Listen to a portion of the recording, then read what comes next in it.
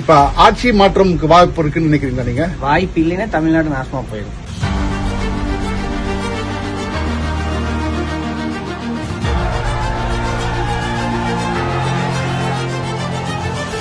எடப்பாடியாரை ஏன் முதல்வராக்க வேண்டும்?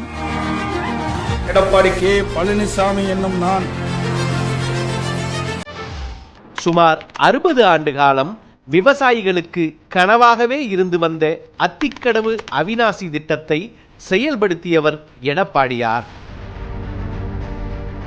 ஈரோடு பவானி ஆற்றின் குறுக்கே காளிங்கராயன் அணையிலிருந்து 1065 கிலோமீட்டர் தொலைவுக்கு ராட்சத குழாய்கள் பதித்து தண்ணீரை கொண்டு செல்லும் இந்த திட்டத்துக்கு 2019ஆம் ஆண்டு செயல் வடிவம் கொடுத்தவர் நமது எடப்பாடியார்.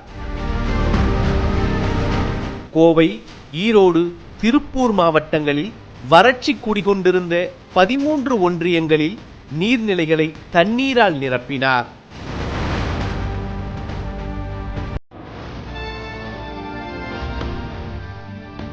இருபத்தி 4468 ஏக்கர் விவசாய நிலங்களுக்கு நேரடி பாசனத்தை ஏற்படுத்தினார். சுமார் 1 லட்சம் ஏக்கர் விவசாய நிலங்களின் நிலத்தடி நீர்மட்டத்தை உயர்த்தி காட்டினார். இதன் மூலம் சுமார் 35 லட்சம் மக்களின் குடிநீர் தேவையை நிறைவேற்றியவர் நமது எடப்பாடியார். அவிநாசி அத்திக்கடவு திட்டம் வந்ததுனால ரெட்டலைக்கு வாய்ப்பு. ஏன்னா இது அத்திக்கடவு திட்டம் வந்ததுனால இரட்டை இலைக்கு அதிகம். இது எடப்பாடி பழனிசாமி நிதி ஒதுக்கிறதுனால அவருக்கு வாய்ப்பு. எங்க அத்திக்கடவு திட்டம் கொண்டு வந்ததே ஜெயலலிதா இம்ப்ளிமெண்ட் பண்ணி எடப்பாடி வந்தா நான் இது பண்ண. எனவே நமது எடப்பாடியாரை மீண்டும் முதல்வராக்குவோம். முதல்வராகட்டும் எடப்பாடியார், முதன்மையாகட்டும் தமிழ்நாடு.